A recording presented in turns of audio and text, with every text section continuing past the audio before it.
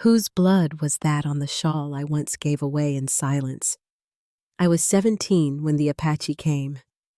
Not quite a woman by town standards, untouched, unmarried, but old enough to feel the weight of wanting.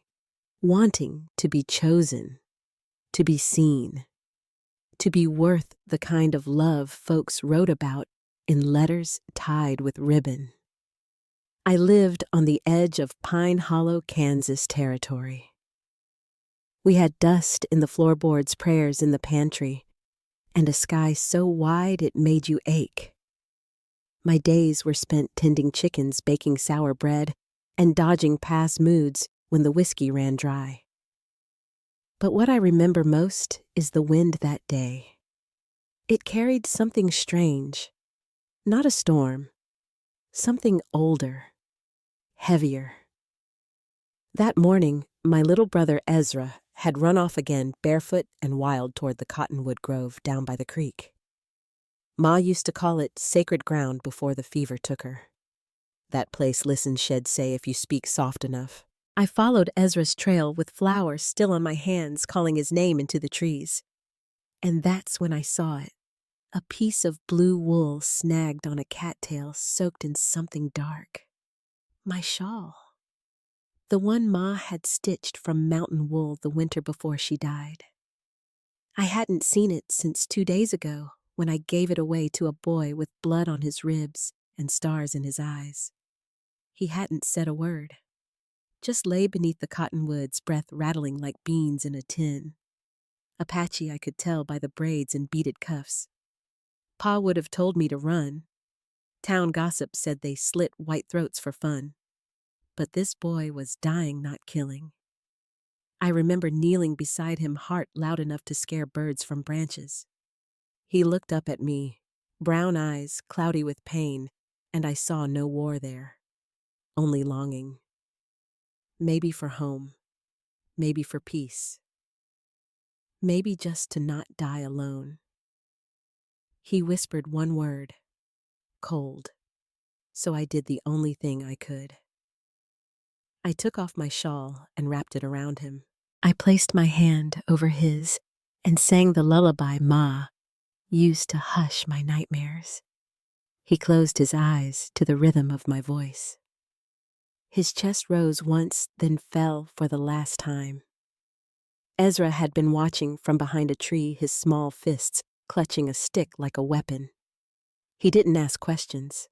He helped me gather wildflowers. We placed them over the boy's chest and tried to bury him. But the clay was too hard, so we laid stones instead and whispered the Lord's Prayer through cracked lips. Then we walked away. I thought the moment would pass like a leaf in the creek, quiet, unseen. But now, with the shawl returned, bloodied torn, I knew someone had watched us bury that boy. Someone who wanted me to know. I barely had time to scream Ezra's name before I saw them. Lined across the ridge, unmoving and silent, were 200 Apache warriors. They looked carved from shadow and stone, every face painted, every lance held upright. They said nothing, did nothing, just watched the farmhouse below like it was something sacred or something about to be claimed. I stood there, barefoot, frozen, clutching my own bloodied cloth like it could make sense of any of this. Then one of them dismounted. He walked like time owed him something. Scars across his chest, eagle feathers in his hair, eyes dark as burnt molasses. When he reached the edge of our fence, he called out, not to my father, not to the wind, but to me. "Clara May Lockwood," he said. I nearly fell to my knees. How did he know my name? He stepped closer, slow, but without menace. "My name is Firehawk. You tended my brother as he crossed into the spirit world. His name was Little Stone. You covered him with a shawl made by your mother's hands. You sang as he died. I could barely breathe." He continued, voice calm and deep. Among my people, that is not an act, it is a right. And now you are claimed. Claimed. The word rattled inside me like a loose horseshoe. My heart thundered so loud I thought it might burst from my ribs.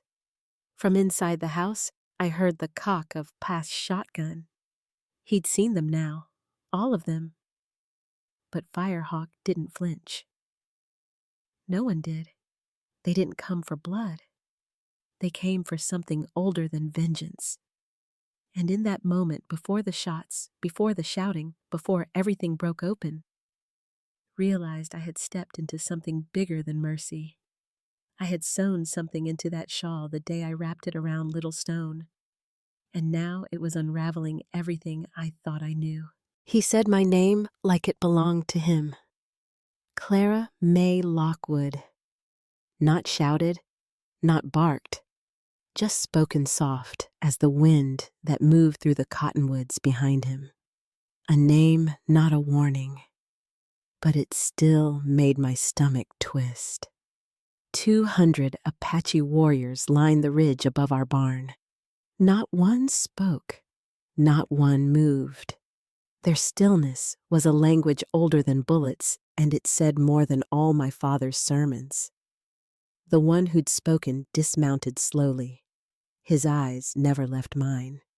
Scars webbed his chest like ancient script, and eagle feathers hung from his hair like banners. He walked like the land had taught him where to place every step, and the earth obeyed. He was beautiful not in the way I'd read in dime novels, but in the way fire is beautiful when it dances too close. Dangerous. Sacred. Irresistible. Firehawk, he said, placing his hand over his chest. Son of Red Smoke Keeper of Little Stone's name. My breath caught.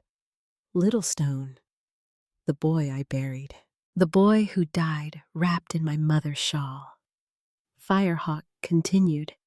We watched as you knelt beside him, as you wrapped him in blue, as you sang. Behind me the screen door banged open. Pa, the shotgun, the fury.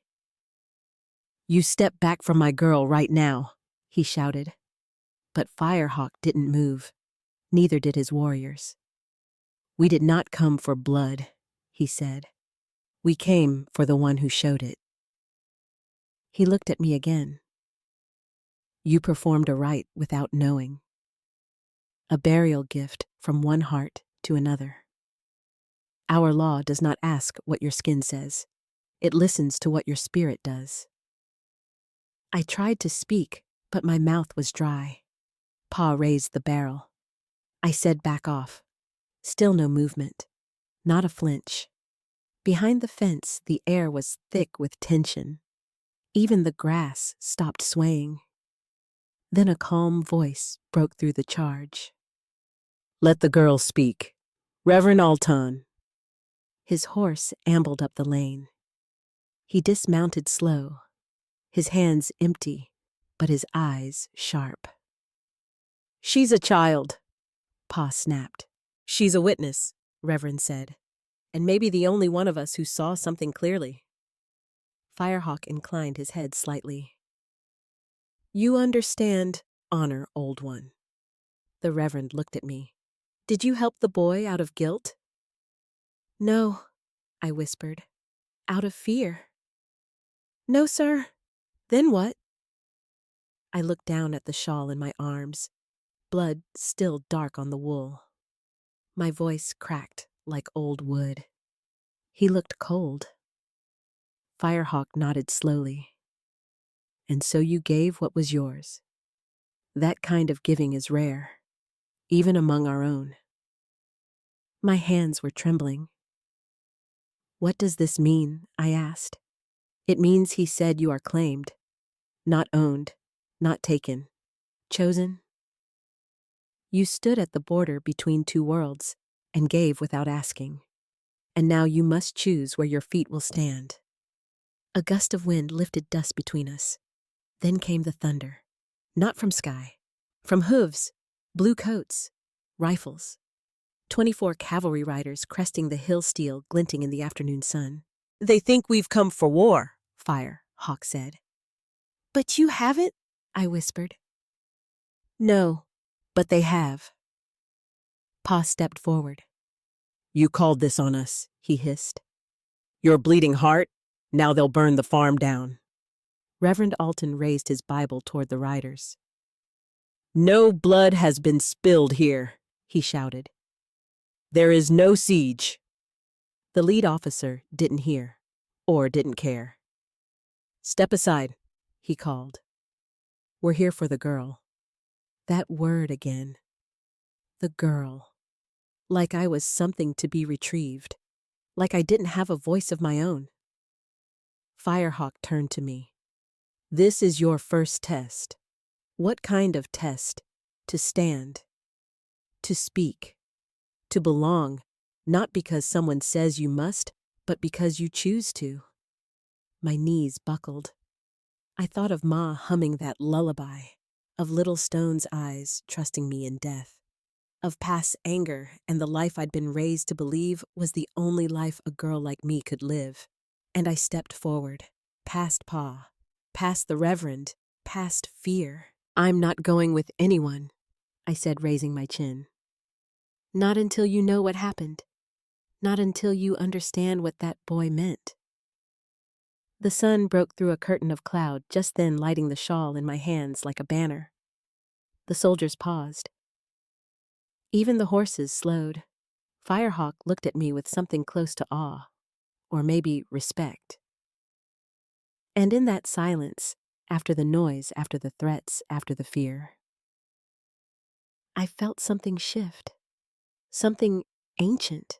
Something just beginning. The first test didn't come with warning. It came with a scream. "Ezra." His voice split the silence like a branch breaking under weight. One cry and then nothing. I dropped the shawl. The world narrowed to footfalls and breath. Dust kicked up from my bare feet as I tore across the yard past Reverend Alton's outstretched hand, past my father's, curse splitting the air. I ran faster than thought. I ran like something inside me already knew what had happened. Firehawk caught up beside me with startling ease. He didn't speak. He didn't have to. We reached the old mining shaft within minutes. It gaped open like a wound in the earth where sun met shadow and history held its breath. The boards that once sealed it had rotted away, forgotten by time, by men, by law. But danger remembered. I dropped to my knees at the edge. "Ezra!" I shouted into the dark. His voice came back thin, shaking. I slipped. "Two can't feel my leg." Firehawk leaned over his eyes, scanning what lay below.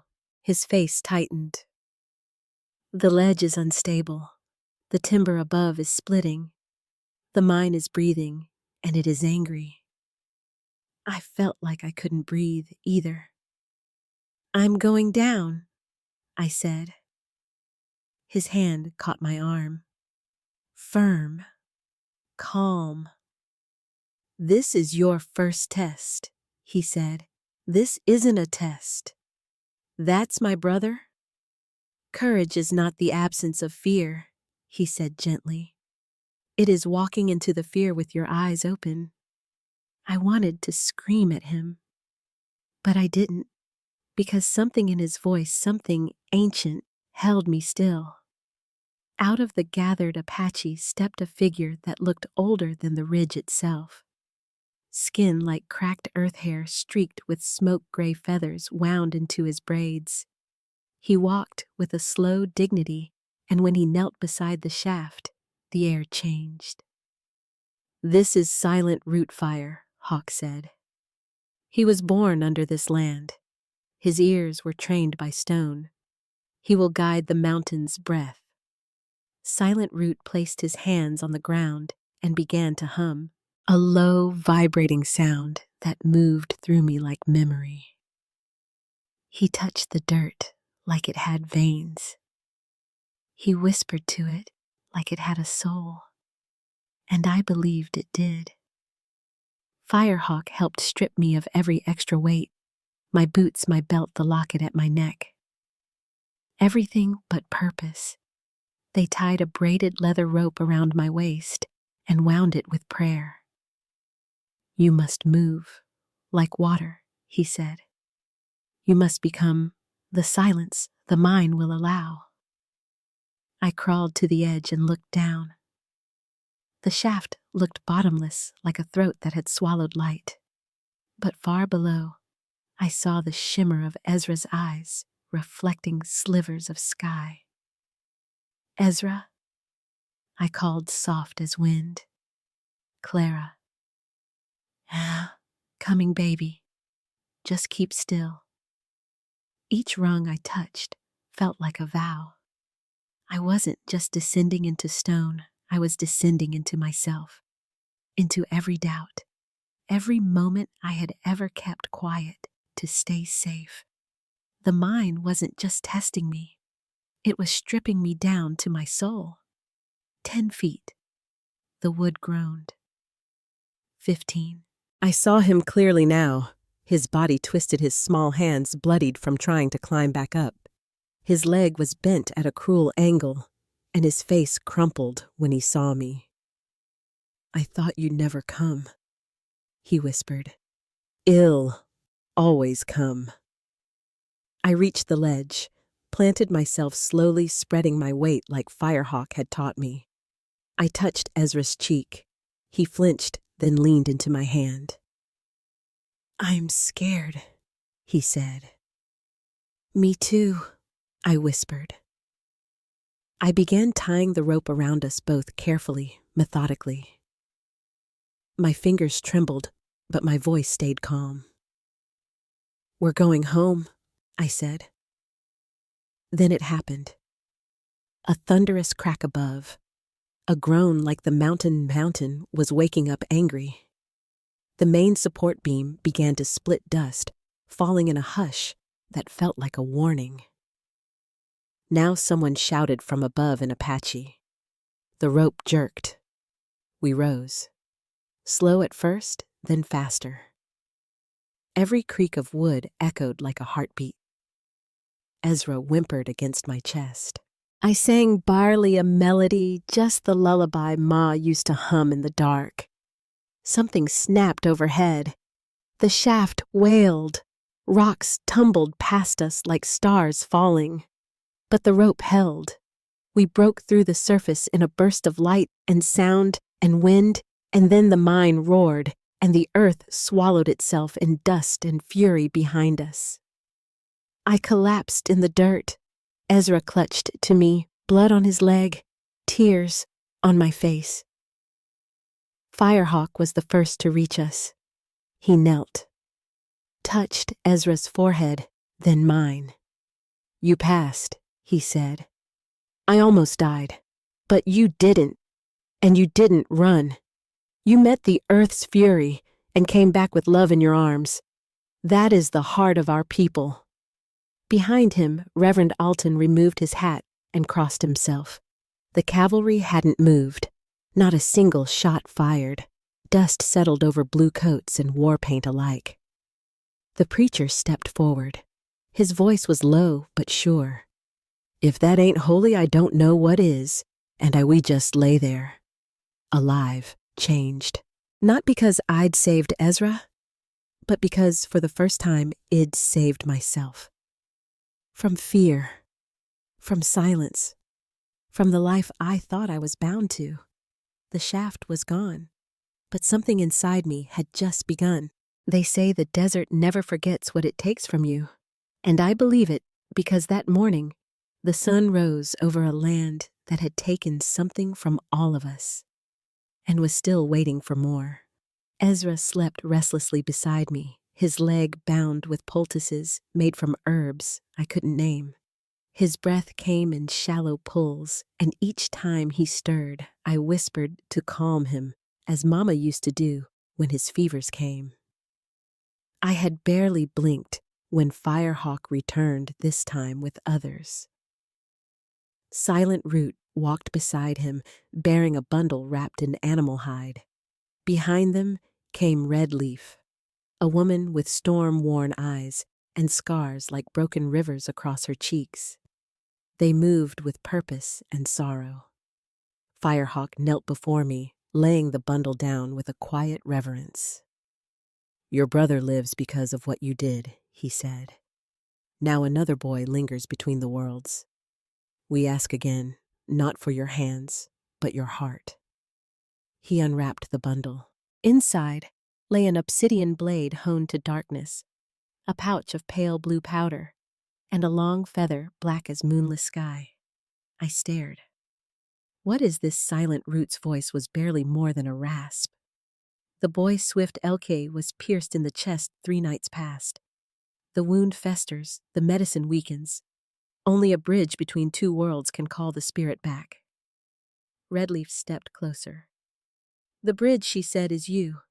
Your blood will carry the words the spirits listen to." I swallowed. My mouth had gone dry.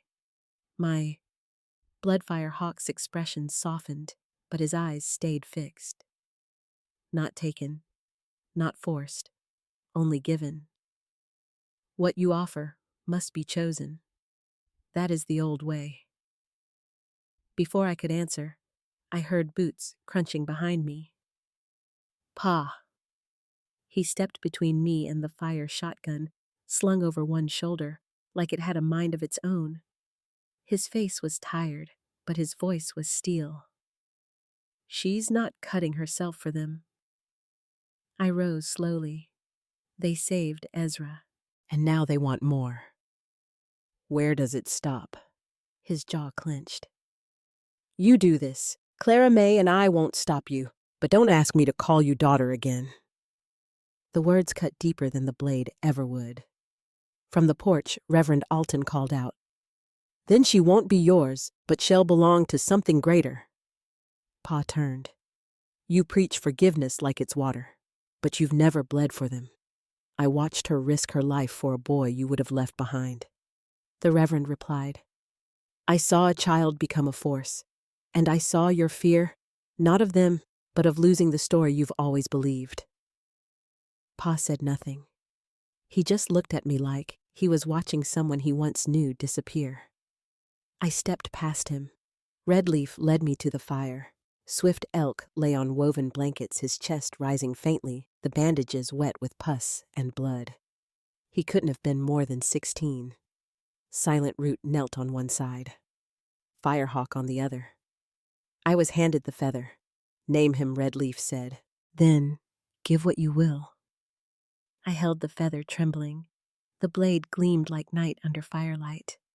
I thought of Mama's voice, of Ezra's laugh, of the way Firehawk looked at Manat as property, not as a savior, but as someone who had chosen the fire and stayed.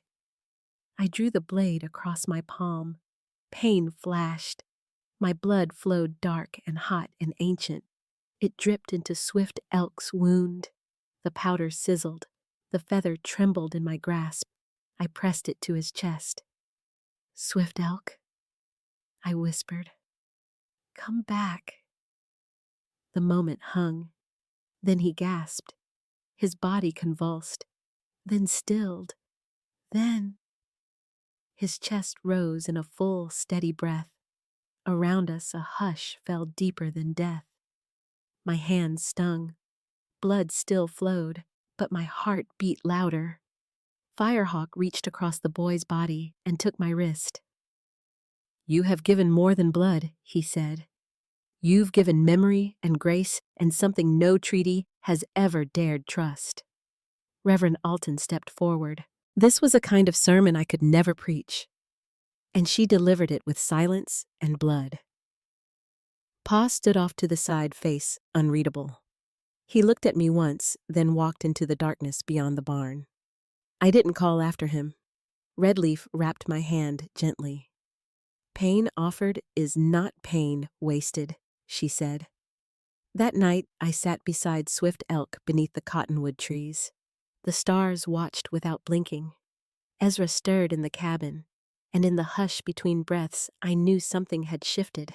I had crossed another line. I would never be only settler, nor only woman. I was the bridge, and the bridge had chosen to bleed. They called the ritual the crossing. It was neither Apache nor settler custom. It was something born in between like me. The first snow had fallen on the ridge, dusting the red clay in soft white. From the mesa above, wind whispered down like breath from another world. At the center of the circle stood Swift Elk, healed, but changed not just in body, but in spirit. And beside him, I knelt, a blue shawl around my shoulders, my left palm still bearing the scar that saved his life. He reached for my hand, not in the hunger of love, but in the reverence of bond. His fingers brushed the beaded necklace that now lay around my throat, a single eagle feather strung with Apache turquoise, and one white stone from the riverbank near our homestead. The preacher had said nothing all morning, just watched, eyes steady, hands folded like scripture. He was not here to convert or judge, only to witness. 57 souls had gathered in the circle, men and women of both nations, some in uniform, some in feathers, some in rags. Some wept. Some stood silent with hands over hearts. The ground between them, once marked by gunpowder and graves, now held only footprints and the soft stamp of ceremony. Father was not among them. He had left 2 nights before, after standing on the porch in the dark, holding his rifle like it might explain him. He didn't speak, not even to Ezra. He just looked at me for a long moment, not with hate, not with regret, but something like resignation. Then turned toward the canyon trail and vanished into its hush. Ezra stood beside me now. For the first time, he wore no hat. Just wind in his dark curls, a soft line of scars still visible near his jaw. When I looked up, he smiled a small, crooked smile that said, "I see you, and I stay." The ritual began with fire. 4 stones each from a different direction, heated until they glowed. An elder woman's skin like carved riverwood passed a bowl of cedar smoke and murmured words I didn't understand, yet felt inside my ribs. Swift Elk took the feather from my necklace and dipped it in blue corn ash. Then he placed it on my chest, just above my heart. "You have walked between worlds," he said in a low voice. "Now both are in you." I didn't speak. My voice, if it came, would have broken under the weight of everything I'd carried, Mama's veil now buried under snow, the boys we lost in the mine, the aching grief of being too much for one place and never enough for the other. Instead, I stood, and they parted. The circle opened like a mouth ready to sing. As I stepped forward between cavalry and warrior preacher and dancer wife and widow, I became something I had never imagined. Not a bride, not a child, not an outcast, but a beginning. My name was Clara Whitlock, but they called me Feather of 2 Winds, and I let them. Ezra walked with me part of the way back to the cottonwoods. "You'll write it down, won't you?" he said. "All of it I will. And you'll tell them you weren't afraid I looked out at the dusk, pooling like honey across the hills." "No, I'll tell them I was terrified, but I did it anyway." He nodded, then pulled something from his pocket, Mama's veil carefully folded. "It was under your saddle," he said. "Maybe it's time." I took it, ran the lace between my fingers. It smelled like cedar smoke and sunlight. Not a crown, not a shroud. Just cloth transformed by what we chose to carry in it. As Ezra turned back toward the fire circle, I kept walking. Alone now. Past the cottonwoods, the land opened into silence. I climbed a small rise and stood where the world felt wide. And that's when I heard it. Not drums, not hymn, but something quieter, a hum in my chest, like breath shared between dusk and dawn. I pressed my palm against the old scar, now shaped like a river, whose blood makes a life worthy I had once asked. Now I knew. The answer wasn't in the blood, but in the giving of it. I stood under the golden sky prairie wind in my hair and knew I carried two songs in my bones, one of sorrow, one of sun, and both belonged to me.